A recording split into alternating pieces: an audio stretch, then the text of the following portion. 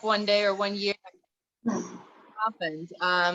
You know, I think I was about a year into my marriage, and my husband saw me constantly reading, to the point of, you know, ignoring him sometimes because I was with a book. And he said, you know, I think you really love stories, and I think you can do it. Why don't you write a story? And it was something that initially I said, no, I mean, this is, yeah, a nice idea. That sounds great, but no, I don't do that. And but then, you know, slowly I think it becomes very enchanting, this possibility of creating a story, of doing something that you really, really loved being part of, but from another side, from the other aspect of it as a reader.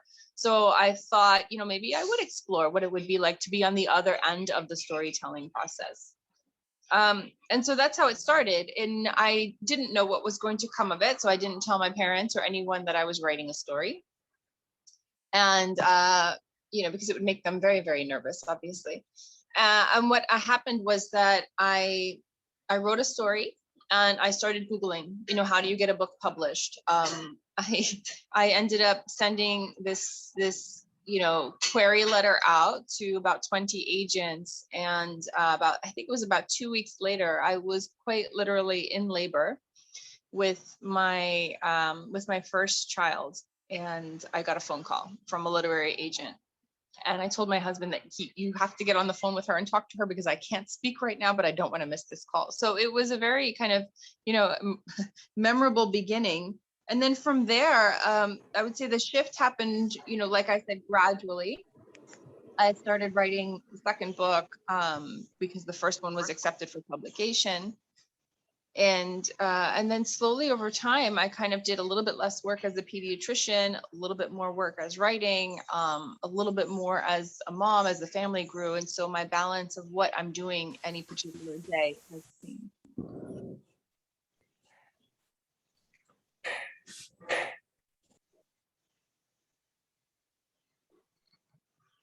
That explains, you know, because as a woman, you are, you know, I think so. You are not in a very decisive state when everything starts initially, because you have always have a lot of things on your plate, the marriage, the kids, and still you took the decision. You also mentioned that you haven't really, you know, spoken to your family also about writing the book, which is kind of, you know, is it something, you know, Nadia, when you want to start out something or when you venture out something new, that you feel like, okay,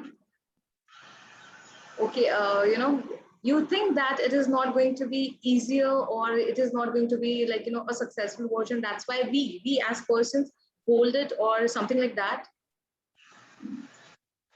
I think so. I mean, for sure because, you know, I didn't want to have the conversation. I could not imagine myself telling people I'm trying to write a book.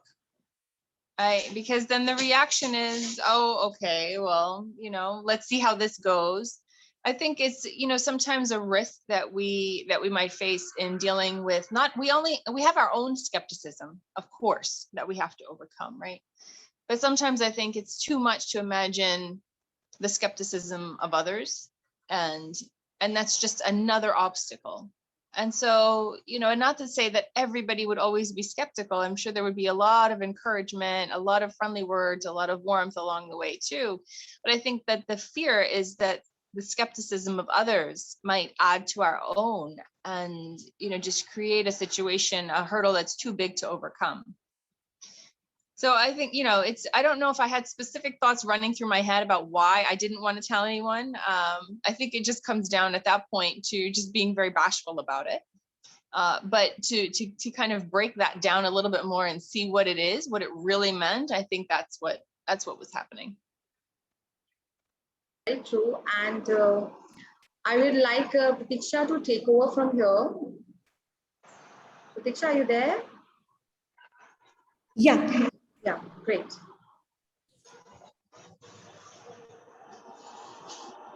Hi, Nadia. Hi. Hi. How are you? Good, good. Okay. So this is the first book of yours that I've read. And I am a little surprised how I've never read anything before by you, because you're a fabulous author to begin with. So one thing I really wanted to start this discussion about Sparks Like Stars was that when I read your author's note in the end, and when you talk about acknowledgements, you speak about how Sitara as a character is a little close to you as well. Could you tell us a little more, other than the fact that she's also a physician, what else of your personality as a factor have you included in her as a character?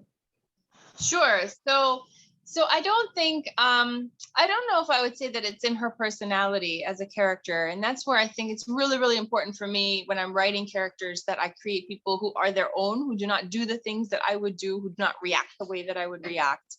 But I would say that, in this story, I did lean more into my personal experiences. So the situations that she was in were drawn from more of me than I have done in the past for previous novels. So for example, yeah, she is a physician. She's an Afghan American. She's in training in New York during 9/11. I needed to lean into that experience because for the Afghan American community, 9/11 was a very sentinel moment in history. It really changed the way the United States saw Afghanistan. It really changed the way Americans were seeing Afghans. And so for Afghan Americans, it really kind of all of a sudden changed our perspective from standing in this country feeling rather anonymous to going to, being very misunderstood. The range of reactions that people were having all of a sudden to people from Afghanistan.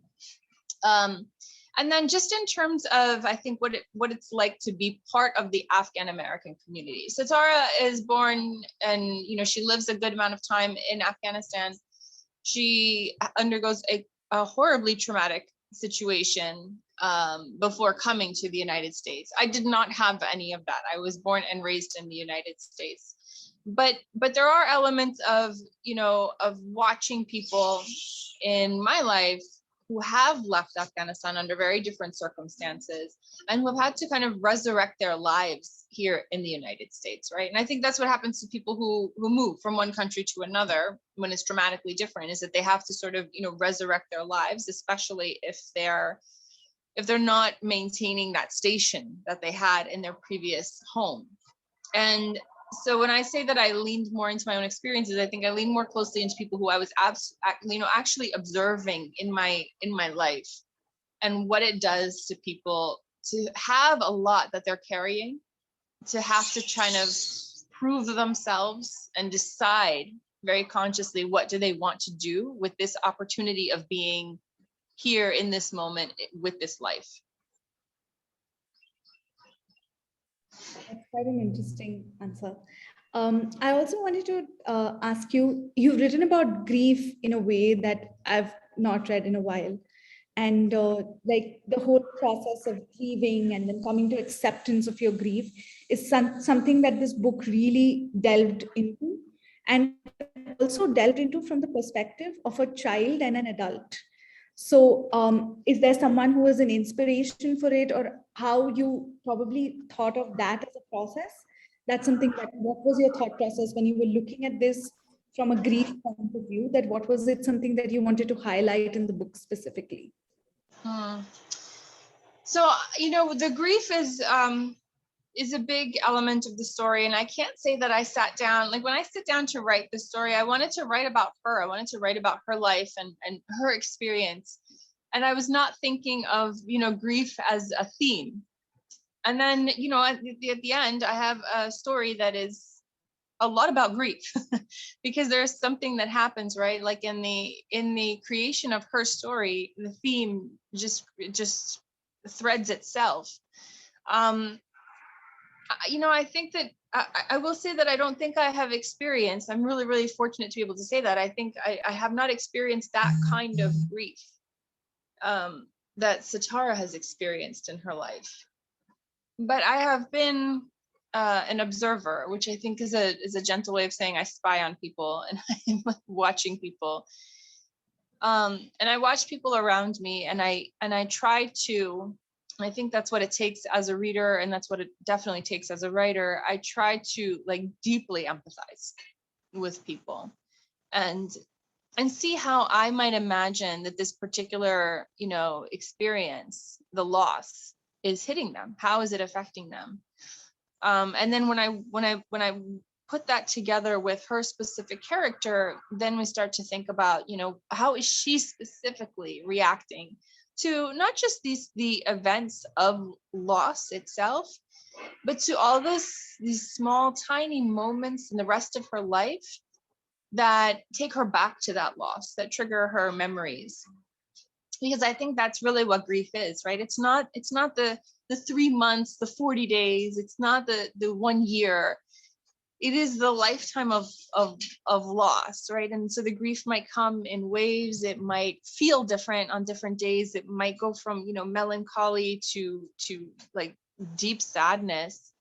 But I think that's, that was an exploration of her particular spectrum of grief.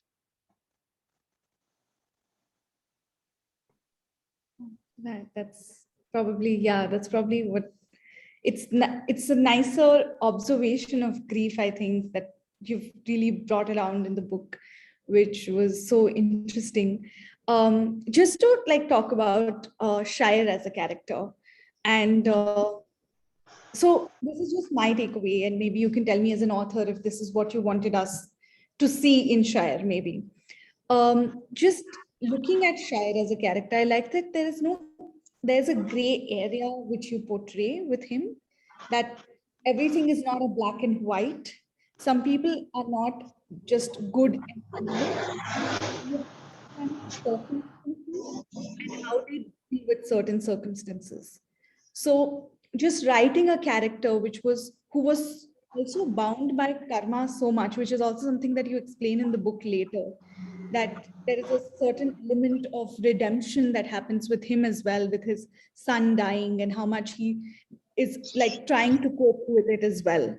So how you just the process of just understanding where Shire comes from, or how to how you've managed to explain someone who's also killed somebody to still make a presence in the reader's heart, in the sense of maybe we are still trying to understand what his position might be and just not hating somebody.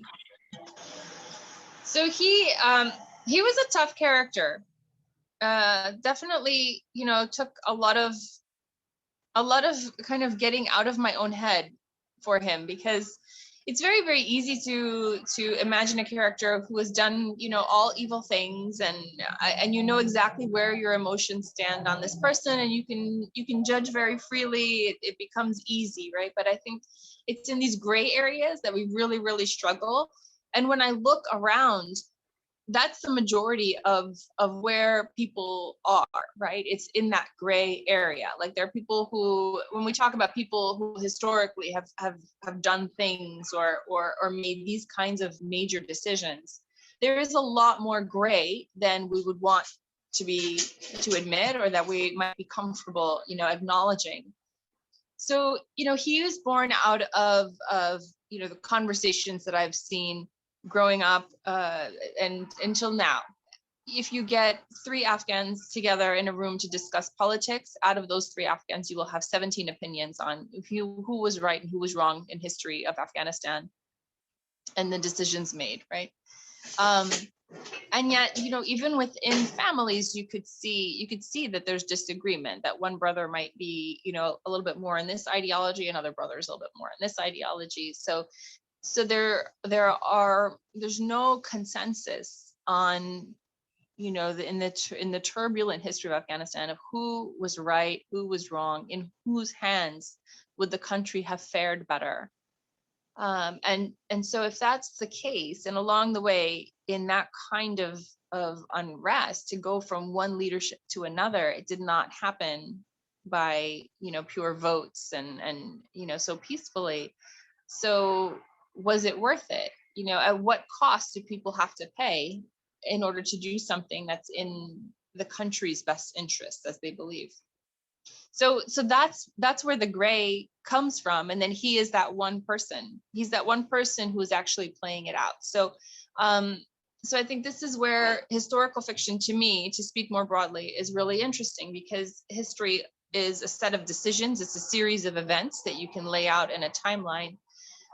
But the only way that any of those events matters is because there were certain people enacting them and certain people being impacted by them, right? And so that's who he is. He's someone who is like kind of caught in this moment of historical significance, and of, you know, him personally being involved, where maybe he was doing something that he really believed was for the greater good. Maybe he got caught up. But then at the end of the day, you know, what does he do with that? What is he carrying? Because that's a big responsibility. Talking about characters, did you ever imagine writing this book without Adam in the picture, or you always imagined Adam to be a part of the narrative? I think that I imagine Sitara being someone who was looking to consciously build a life that she could convince everyone, and maybe even convince herself, is normal, that she's fully functional, that everything is okay, that she doesn't need to sit down and do the work of processing this trauma or whatever she's carrying. And so, you know, part of that is the, you know, where do I work? What do I wear? What are my hobbies? What am I doing? You know, a kind of creating her own profile. And I think she was looking for companionship, for something. I wanted that for her. And so I knew there would be somebody. I just didn't know exactly who it was going to be when I started to write the story. So there's something that's a bit organic in the process. And I don't know at what point, you know, Adam appeared, but I think that I wanted someone who she would have to make a decision about. And again, he can't be, you know, he's not going to be a horrible jerk, because why would she have ended up with him in the beginning? So there's a little bit of a struggle of, you know, how to create someone who's not the right person, but not a horrible person either. So there's a lot that you've written about how much her father used to be fond of poetry and used to talk about literature and culture with his children, even at such a tender young age. So is that something that you have experienced in life with your own family, and which is something that you've picked up and talked about in the books, and how it has come about your upbringing as well, is something I was wondering. Yeah, so I've grown up with, you know, unfortunately for me, there is a language barrier. So when I speak with my family, I speak in Dari, and that's fine. But poetry in Dari is quite another thing. And so that takes a little bit more, you know, dissection and an elevated understanding of the language, which I unfortunately do not have.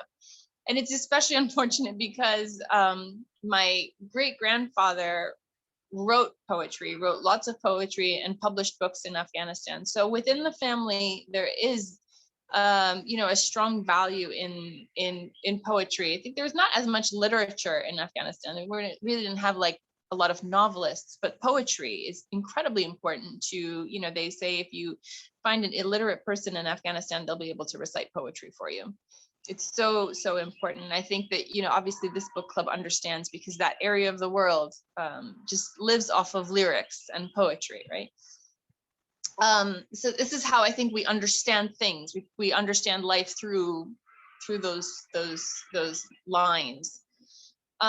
So I wanted to kind of portray that aspect of the culture, of how important words are, that not all of our you know, growth or progress is done by sword. It is also done by verse and philosophy. And I think that that's really at the heart of it. When I've heard people, you know, who discuss Afghan politics, even people who had more involvement in an upper level in you know, different political parties, they truly are discussing it more philosophically. And then it comes out looking very different. But there's a lot of philosophy, there is a lot of poetry, there's a lot of reflection, I think, in certain people. I mean, there's a lot of value in that. I have one uncle, so I'll tell you one story. My husband is, you know, like, our people really value medicine, right? We look up to doctors. So my husband is a surgeon, and he happens to be a neurosurgeon. So he's operating on brains and spines, and he did this calligraphy work in Daddy. He did this beautiful calligraphy of a poem of Office, and it's hanging on a tapestry on our wall in our home. And so we were talking to a relative who's in California, and he kind of, we were doing a video call with him, and he saw this tapestry. And he is someone who he loves poetry. He does like a little talk show on Afghan TV with poetry. And he saw it and he was like, oh my goodness, he is an artist. Like, how beautiful. This is amazing. And my dad was like, well, he also is like removing brain tumors from people's heads. And my uncle said, well, anyone can do that, but this is art. And so there is like a lot of value placed in it too, right? It's and I think that's what I wanted people to hear, because they don't hear that. There is no space for that. Afghans know it. Some other people will know it too, but the wider audience does not realize that under all that trauma, under all that dust and gunfire and smoke, is a land that is actually just feeding off of poetry and surviving off of that. Wow, yeah. Yeah, that makes a lot of sense. Like, there's a lot of people say this, that poetry begins when there is a lot of unrest, and that's through that there's a lot of people convey their emotions and what is happening around them through poetry, and that's where art begins. Yes. Yeah, I think art begins a lot in the space, of pain and hardship, because unfortunately there's a lot of inspiration that people draw, I think, on that. So there was, just to talk about the relationship that Tilly shares with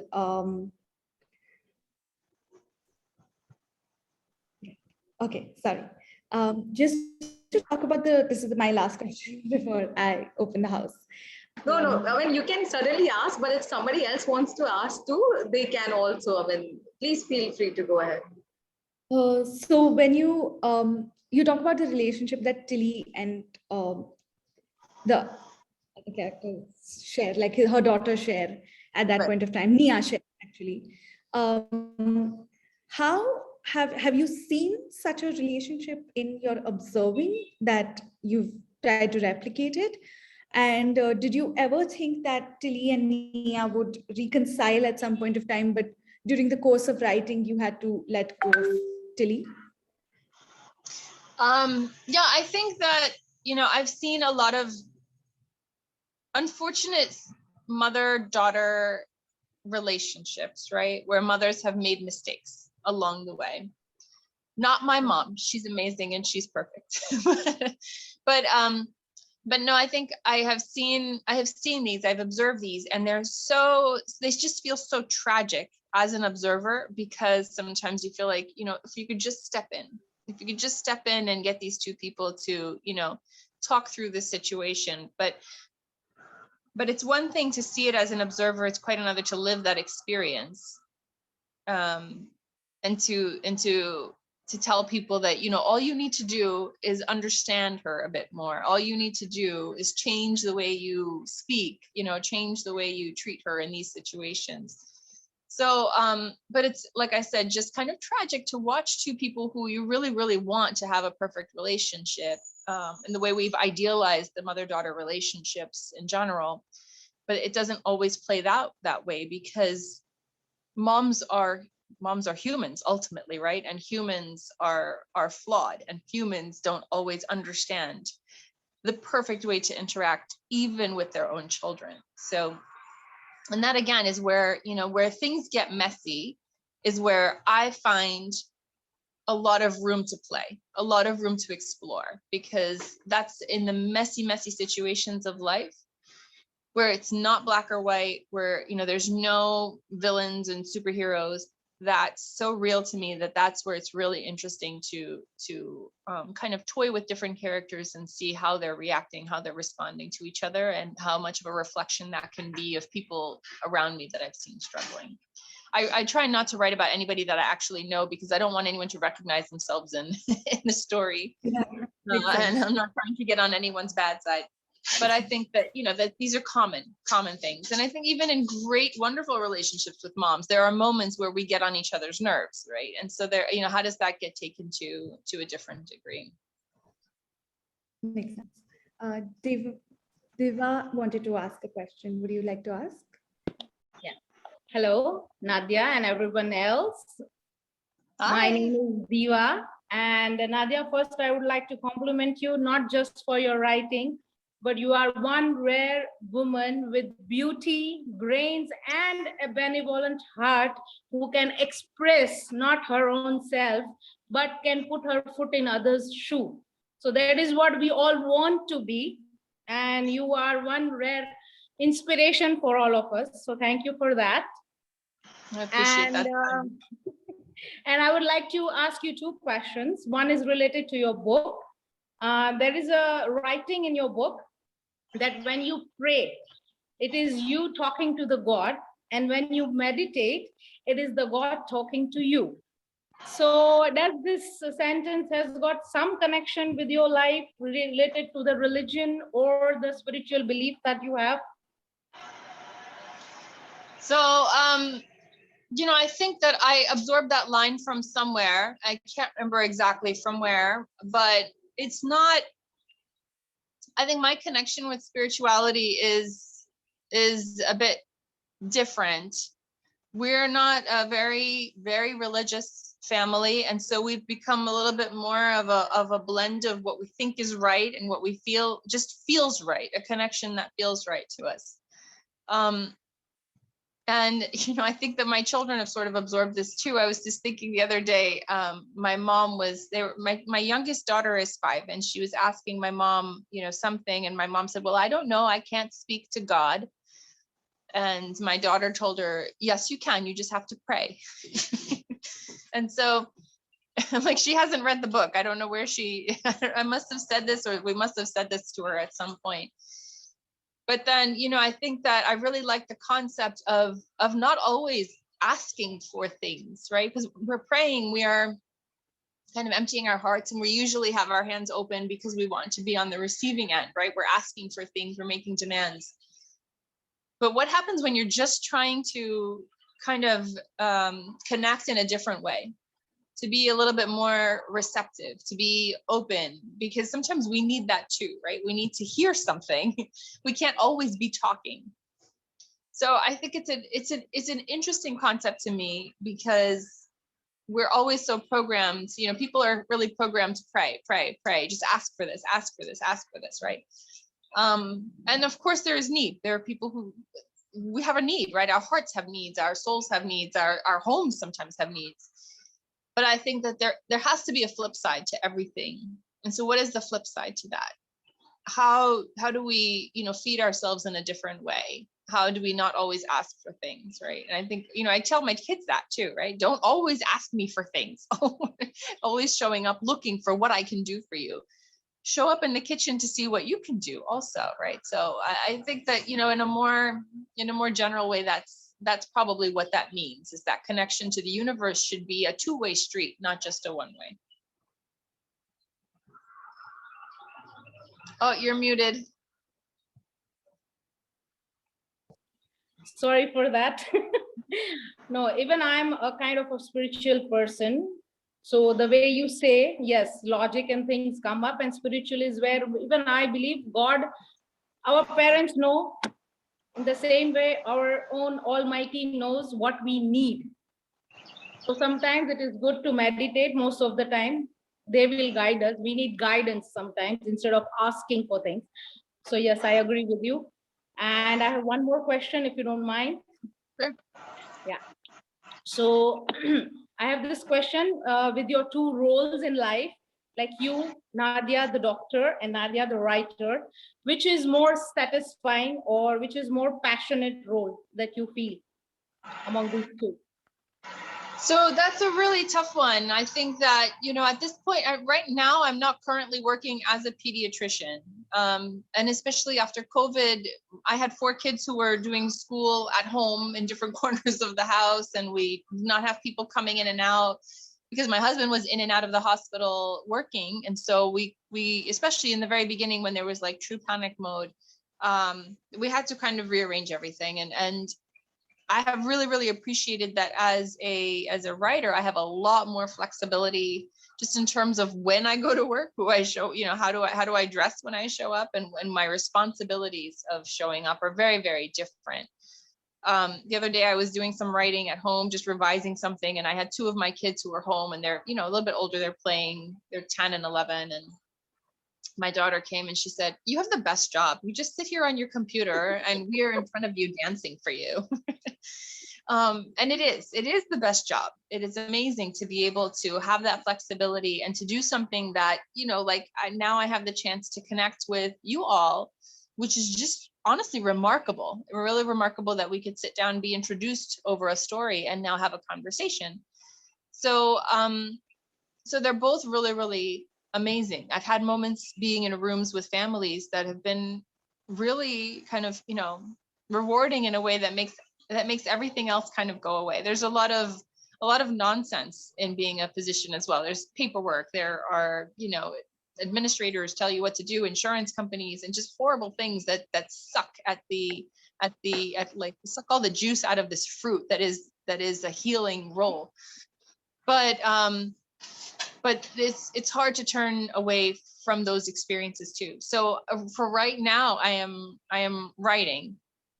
I don't know what I will do in a year or 2 years because it is such a privilege, honestly, to be able to walk into a room and have a family open up to you and say, "This is my child, and this is what we're dealing with right now, and what should we do now?" Yes. No, why I feel I connect to this. Yeah. Okay. Because I'm a paramedical, I'm a dietitian, as well as I have got passion for drawing and art. So the way you have, got a chance to write and look at your passion, I hopefully someday I'm also able to give some justice to that part, because I really, the way you say you have been enjoying your physician role, even I do enjoy consulting people, helping them out with their health, with their problems. So I just wanted to feel how Nadia would feel. Did she go through the same questions that I am facing right now? And I really thank you for your answers. You really made me feel delighted. And I hope I also be able to justify both my parts. Thank you. My pleasure. No, I hope so. And I hope that you find ways for one to feed the other. I will. You are the role model. Thank you. Thank you. I just want to say one thing. I haven't met Diva anytime, like never ever. I haven't even spoken to her. But this feels so weird because she has asked both my questions. I was waiting for my turn, and she has asked both my questions. It feels amazing to get the answers without even asking the questions. Thank you, Shweta. We have got a special connection thanks to Nadia. Yeah, definitely. I did wanted to ask her on that, and we have already collaborated some questions from our readers. And apart from ask, anybody wants to ask a direct question, or we will ask those questions. Hi, can I just ask? Yeah, sorry. Yeah. Okay. Thanks, Nadia. It was a great book. I really enjoyed it, and the whole process of the grief and the resilience that she showed was really truly inspiring. It was a joy to read. It started off a little slow, happy, sad, happy, sad. The emotions were just like a roller coaster. My question to you is, have you been to India? Because there is a reference of Bangalore in the book, of how she goes into the temple. So have you been to India? And I just wanted to, ask also, the current situation again in Afghanistan with the US withdrawing, there's a lot of turmoil happening. So how do you process these things sitting in the US and, how do you feel about it, looking at what's happening in Afghanistan right now? So Yeah, I mean, two questions you can answer depending on the time. Okay. sure. I'll try to be now. I've flown to India 5 times. I made 5 trips to India. I went 3 times when I was younger to New Delhi. We had family, of course, over the years we've had family leaving Afghanistan. So I had several different families of my parents' siblings who were in Delhi as refugees in those years. And so, other kids, when it was time for vacation, other kids would say, I'm going to Disney World, I'm going here. And I'd say, I'm going to New Delhi because that's where my family was. And so those were really, really precious trips because it's very eye-opening for me, for my brother as well, in a lot of ways, because we were so young, right? And learning about just refugees, learning about a new country, about different cultures, just everything was different. And at the same time, understanding that we could go onto the other side of the world and sit with family that we rarely ever saw or were just meeting and feel very much at home with them and feel very much connected, right? So those were really, really sweet, precious memories of riding around with my cousins in rickshaws and doing all of that stuff. And then I've had 2 trips more recently where I've gone back for book festivals and been introduced in a very, very different way to different parts of India, including Bangalore and Mumbai. So it's really nice to go back and and just be there in the capacity of kind of how do we process our life, how do we read stories, and how do we just be a little bit more removed from I think the hardship, right? It's just where we can actually sit down and enjoy. So that scene in Bangalore is somewhere that I visited, and it was just it stayed with me. And I think that there are certain experiences that we have that stay with us. I have the benefit of having stories to write, and so I'm finding ways to use those moments and use those kind of unique observations and see how I can wind it into a story and show how it might sit with someone else, right? If it's one thing for me to walk through this temple in Bangalore, but what if I were someone else? What does that experience mean for a person who is seeing it with a very, very different perspective? Your next question was about the situation currently in Afghanistan, and it is heartbreaking, it is maddening, it is frustrating, it is absolutely every single emotion under the sun. And the only way that I am able to, I think, function around it is that I do my part in whatever I can do in advocacy, in making some kind of contribution. So I am involved with a couple of organizations that do work on the US side on advocacy, because I mean, there's no secret, right? The United States is a huge player in what's happening in Afghanistan, has been for a very, very long time. And actually, that's why I wanted to write this particular story, was to go back in history and talk about how long the US has been in Afghanistan doing things. So what I do now is I'm in touch with, these circles of women who are international, who are from Afghanistan to, provinces, to Kabul, to Europe, to the United States, where we're all connected on this WhatsApp group. And then by the same token, I'm on Afghan American Foundation, which is an organization on civic engagement and advocacy here in the US. And we're doing whatever we can to push. I mean, the needs are huge. There are GoFundMes that have been set up in order to help save some of the women and keep them in shelters, women who have been the activists, who are on the forefront and who are really being targeted by the Taliban right now. Because truthfully, every day when I wake up, there is bad news on my texts, and it's really heartbreaking.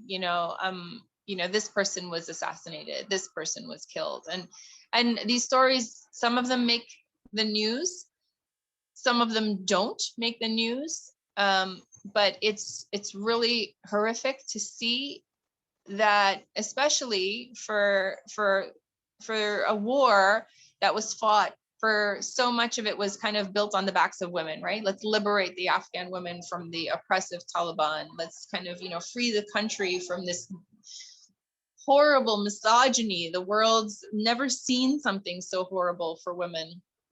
And then years later, to have the United States sitting down in these beautiful hotels in the Middle East and signing deals with the Taliban, 4-page documents that not once mention the word woman. So if an entire war could have been fought, you know, of course they went in there to root out Al-Qaeda and find the terrorists of the 9/11 attack. But the war was truly then sold also in Afghanistan on the cause of women. And right now the cause of women is absolutely forgotten. It's kind of gone out with the trash. And so it's a really heartbreaking moment, especially when you're hearing directly from people over there. So I do my part. Otherwise, I don't know. You know, at least I want to be able to go to bed at night thinking I did something other than sitting there and feeling sadness and grief over what's happening.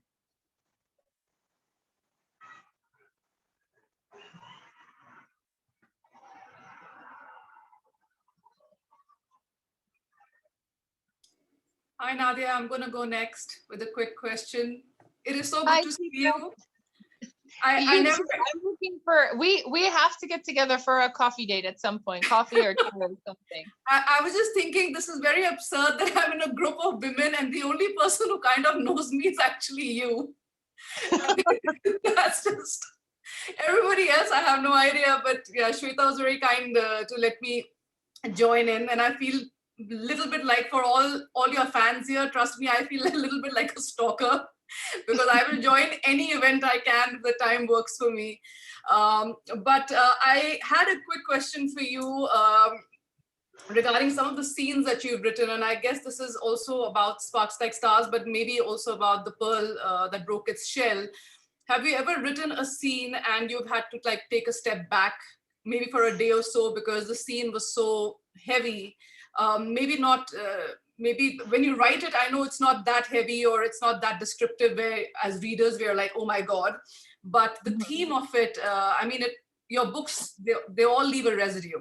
Like you need a few days and they kind of stay, you know, a lot of these stories stay in you. Have you ever taken a step back while writing something, especially with the pearl? For me, I would assume it would be the pearl more than any other book, maybe. But again, you know, where something was heavy and you just have to take a step back, create some distance, and then go back to it. And the next one I want to ask you very quickly is, how is it that you don't go by Dr. Nadia Hashimi for your books? I've always wondered that. Okay, Yeah, that's a new question. So, so in you know, I will say that in writing the stories, you said it, and it's right that in writing them, it's more of a struggle with the actual words and the actual events. And so I think the full impact of what I'm writing about is not hitting me. Although there are definitely days that I can't say that what I feel is very specific, but there is like a different kind of exhaustion at the end of a certain day of writing, you know, where but that's when I've struggled and it's been a good struggle and something good has happened, then there's sort of an exhaustion. I mean, there are days when I struggle, but I'm struggled because I'm distracted and I can't really get the writing done. And that's different. That's not exhausting. That's just kind of frustrating and embarrassing. But I will tell you that there was one time I read, when Pearl the Broken Shell came out, I was invited to the Library Association's meeting to come and do a little book talk and introduce at this big conference. And so it was like a wonderful expo center. I was in this place where it was just surrounded by books that were coming out. It was amazing. I was very new to this world in general, right? I've only been in libraries, not in anything like this. I'd never been to book talks either. So I didn't even know what these things were supposed to look like. I was so completely green. And they said, yeah, just talk a little bit about why you wrote the book and then, you know, read a section. And I thought, okay. So I went and I kind of talked about, you know, why I had written this story. And then I had tagged for myself to read the section where the three sisters were getting married off. And so I read it, and I remember as I was reading it, just feeling like, oh my God. And when I finished the section, by the time I finished it, I closed the book, and I remember thinking in my head, never, ever will I do this again. I will never, because it's it's quite a thing to experience the story, you know, after it's been written, after kind of the work of the storytelling is done, to then just sit there and kind of read it out loud about characters who I've kind of spent a lot of time getting to know, and to go back to this really, you know, just it's a hard moment in their lives. And I just remember thinking, I won't read that section for sure ever again. And if I have to choose what section I would ever read, I would think about it very seriously. Right? So I think that did I answer that question? And then your other question was Why you don't go by Dr. Nadia Hashimi on your books? So it's a marketing thing. When my first book was coming out, we kind of talked about it with the publisher, I think, and it was just like, you know, if you see a doctor on the cover, I think that people immediately think that this is going to be, you know, a book about, I don't know, diabetes or something medical, and that I'm going to try to help you with whatever condition it is that I'm an expert in.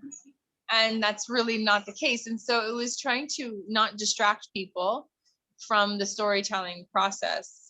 And I think also some people don't think that, you know, physicians shouldn't be writers. And so, you know, you want a book that's written by a writer, you want a doctor who's being a doctor, right? And so we don't really have space for these blended roles. But I think that's also changing now as the world starts to think more about, you know, balance in our lives and the importance of, you know, now even with the world of medicine, there's a lot of emphasis being placed on, maybe not a lot, but more on bringing the humanities into medical training. Absolutely. Bringing narrative medicine out, because physicians really need space to process these. I mean, they're involved in people's truly profound moments in life. You know, I mean, it's different for me. When I was in emergency room, it was very different. When I was in training, inpatient, very, very different. Some interactions are light and they're easy and it's fine, but there's so much that happens over the course of a career that is heavy and profound. And there has to be some kind of space for that. So, so I think, you know, both for the physician and for the field of medicine in general, like that is needed. So it's happening more, but for now, I think when people look at a cover, which is how they're judging books so often, right? The title is one thing, the cover design another, and then we just didn't want the name to stand out in a way that would detract from what was actually happening. Was it difficult to let go of though? I mean, it takes a lot to become a doctor. Was it at all? Did it feel weird to drop such a huge part of your identity off from something like this? No, not at all, actually. I think I was totally fine with it. You know, if I go to get my hair cut, I never go around. People ask me, what do you do? I never would say, even then, I was never like, oh, I'm a physician, because I just didn't even, sometimes you don't want it. Right? And I've heard things from lots and lots of physicians that, you know, when they're doing other things, they don't want anyone to know that they are a doctor. And maybe I'm giving away secrets of the profession right now. But sometimes people just kind of like just don't want to be that. They don't want to wear that hat at that particular moment. And I was so over the moon happy to be getting a book published that I was not worried about, you know, how is my name appearing on it? My name was on it. Like that's really what mattered to me. So yeah, it was a relatively easy decision. And I have spoken to a few other physician women who have published, and it's the same thing. Most of them say, like, if it's fiction, if it's completely, you know, separate from the world of medicine, that they're very comfortable not putting their name on it. Thank you. Sure. Thanks, Shikha. You asked a question that both Shweta and I think wanted to ask as well. Pratiksha, you know, I would just take a minute to ask Nadia something. Yeah, definitely. I mean, she has been asked a lot about, you know, this, that, little on the, you know, emotional side, more on the trauma, what Afghanistan felt and all. I would like to ask her a quick rapid fire. There we would get to know her pretty well. So, Nadia, you know, couple of quick questions just to know you more. What would you prefer in the morning? Yeah, you're ready. Yeah. So what would you prefer in the morning? Tea or coffee? Coffee. Okay. Pizza or pasta? Oh, Okay. You would go on a on a mountain hike or a beach person. Well, I'm looking at the beach right now, so I'm a beach person. Okay. And when I invite you for lunch or dinner at my place, what you would prefer? A home cooked Indian meal or Afghani cuisine? What would you like? Home cooked Indian meal, and I don't eat meat either, so that's why I had such a great time having all my options open. Thank you so much. I mean, I did, it makes me so happy as a reader to get to talk to you, to know so much more about your book. What is your thought process?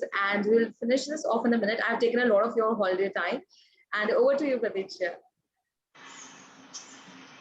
I won't take much. I just want to read a part of the book where I was completely sold that I want to read everything that you write. It's a saying, right? That if you write, I would want to read your grocery list as well. That's how much I fell in love with your writing this time that I read something. I just want to read out where I think I was just sold that anything you write, I want to read again. Is love is the sun, grief is the shadow it casts. Love is an opera, grief is its echo. You cannot have one without the other. But if you follow that grief, you'll find your way back to love. You haven't let yourself do that yet, and you need to in your own way. You cry, scream, run, sleep, pray, or write love notes in the sand. But grieve so you can get back to love because love is a better place to be. I absolutely fell in love in this part of the book with anything that you write is just amazing. Please keep writing. I think that's just what I want to say. I'll be picking up the rest of the books by the end of the year. I'll be finishing most of them, I think. Oh my goodness, that's amazing. Thank you. That's also a lot of pressure. But no, I really appreciate it. And it's just it's always it's really amazing for me to hear when there's a certain passage or something that spoke to you, that's amazing. It's truly a connection. I see it as a connection. And I'm very, very appreciative that all of you have spent so much time with the story and then in having this conversation too. It means a lot to me. Thank you. Thank you. Thank you so much for taking out time during your holiday as well. Happy holidaying. Thank you so much. All right. Have a wonderful evening, everyone. Bye. Bye. Bye, Shika. Bye-bye. Until next time. Thank you, Shweta. Bye-bye. Thanks, Shweta. Yeah, bye-bye. Thank you everyone for joining in. And see you at the next meeting. Bye-bye. Thank